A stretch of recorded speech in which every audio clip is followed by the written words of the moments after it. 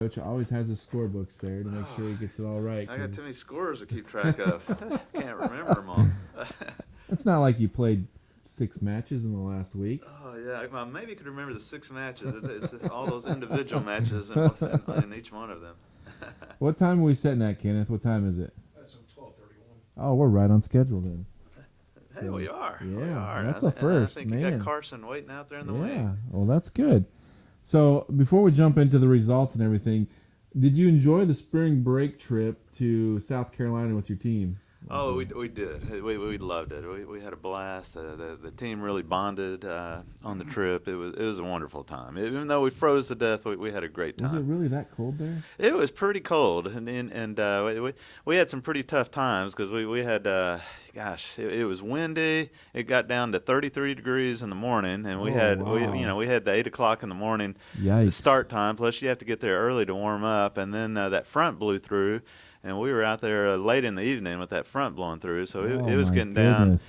I don't know what the wind chill was, when it got down into the 30s. So we were out there 10 and 11 o'clock at night, playing in the evening. So it was that was a little chilly then. Yeah, as soon as that sun went down, it got pretty cool. But and of course the kids, they get to run and get warm. I'm just standing around. I'm just standing around on concrete and with my back tightening up. So, but they were complaining that it was cold. So you can imagine how cold it was standing there coaching.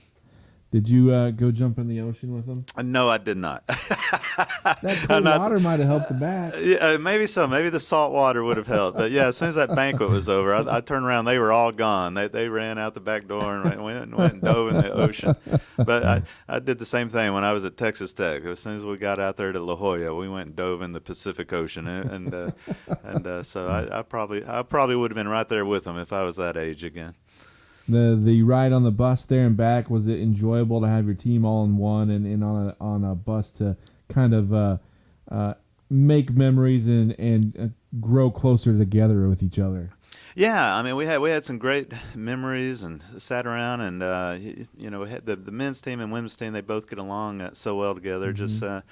Just watching different people get to visit that don't normally get to visit together, and just having different things happen on the bus and funny things happen and memories for a lifetime, like you were saying earlier.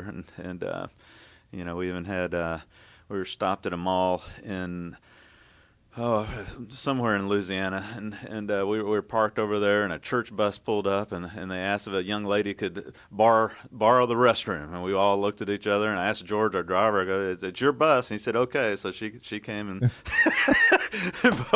borrowed our restroom, and everybody asked, what is happening, Coach? What is happening? On your bus. On our bus. You don't have that happening every day, but just... only you, Coach. Only us. I just always have weird things like that happen, but... Oh, that's funny. Yeah, we told him just don't flush. It wasn't in the best shape at that point. And you're probably caught up on your Harry Potter movies now, right? Yeah, I'd put that Harry Potter stuff off all of my children's childhood, but now I've caught up on all of them now. So it was actually pretty good. I didn't think I would enjoy it, but I actually enjoyed it. That's good. Yeah, you need to enjoy that every now and then, those movies. Yeah, I guess so. I still haven't read the books, but at least I can say I've watched most of the movies now. I didn't know they were so long. Oh, yeah, they're very long. Yeah. I've only watched a handful. I'm not a big Harry Potter fan. I've watched a handful on television when they're on, and, it's good. I'm not into it much, so I didn't really enjoy it, but...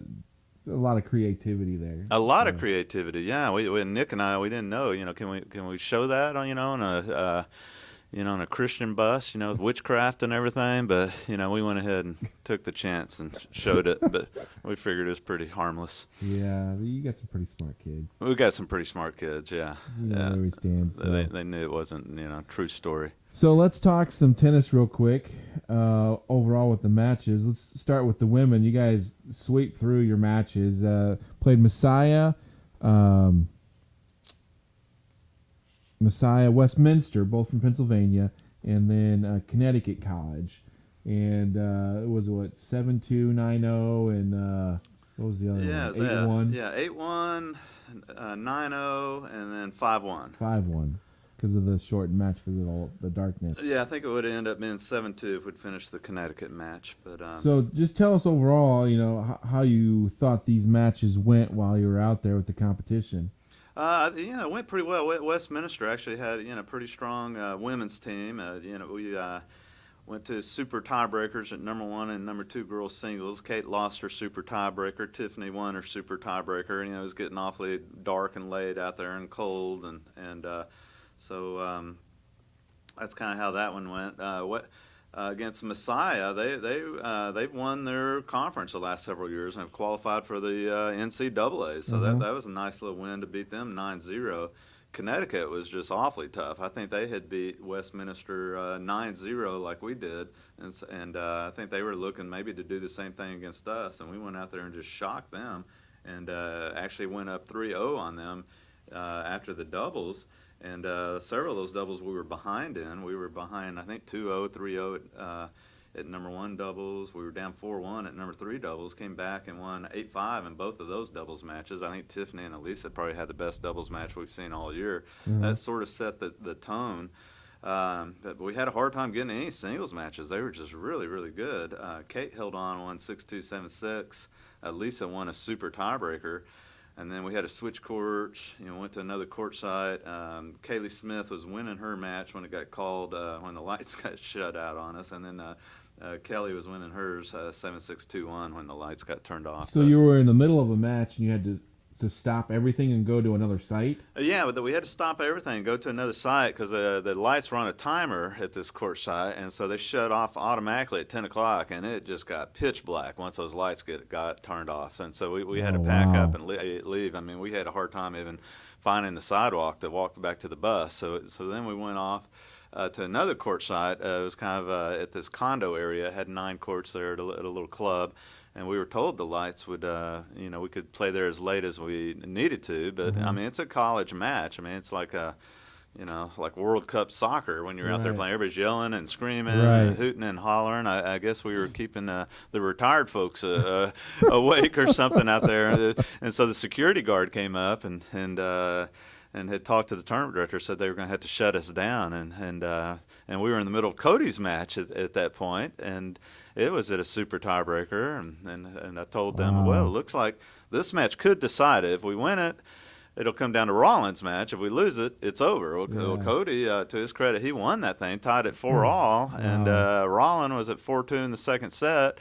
And I was looking for the tournament director, and all of a sudden, just bam, the lights went out. And that was it. And so I didn't even get to visit with her about it. And the Connecticut coach came up to me and goes, in all my years of coaching, I must say that's a first. And I go, yeah, and for me too. So now I've had my first ever tie, and of course, they offered for me to come back tomorrow morning and finish. We were trying to pack up and leave, and we only had 2, and we were down in that match. I was like, I'm not going to chance coming back and losing that thing. So we're just going to take the tie and keep our win streak alive and head out of town. But thank you anyway. Transition to the men then. You guys do beat Westminster and Messiah pretty handily there, and then the tie with Connecticut College. So about those first 2 matches. You win, 7-2, and I think you went 9-0 against the other one, too, didn't you? Yeah, the guys actually won that much more handily than the girls. The girls had to fight against Westminster. The guys, they were off the court, in a jiffy, that 9-0.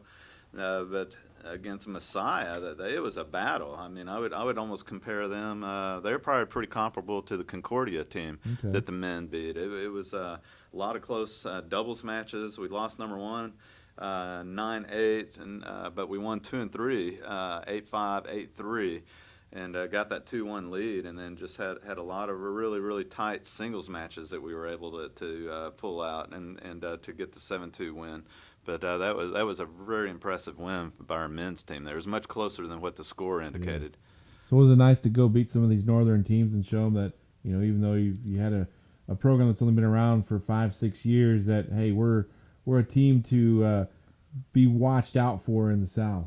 Yeah, I think so. We get to play the South region some, as we'll play Millsap, and of course now Belhaven's in our conference, and obviously the West region knows us with the California teams, with our ranking going out west. But I don't think the teams from the Northeast have heard of us. So I don't think they realized how strong we were. And of course, they Right. look at our men's record and probably didn't think that we were going to be that strong. Right. And I really think Connecticut thought they were going to just walk all over us, both on the men and women. So I think the coach was a little stunned at the end of the match, to tell you the truth. So it was nice that we went out there and performed as well as that we did. So going into the second half of the season, you have two teams that are on a roll, playing well. How do you feel about your situation heading into this last half of the season? Well, I'm obviously confident, but I got to be realistic. Also, I know we're coming into probably the toughest stretch of our schedule. Mm-hmm. We've got Wisconsin tomorrow, Eclair. They're top 20 out of their region, and they gave Southwestern a real tough match yesterday.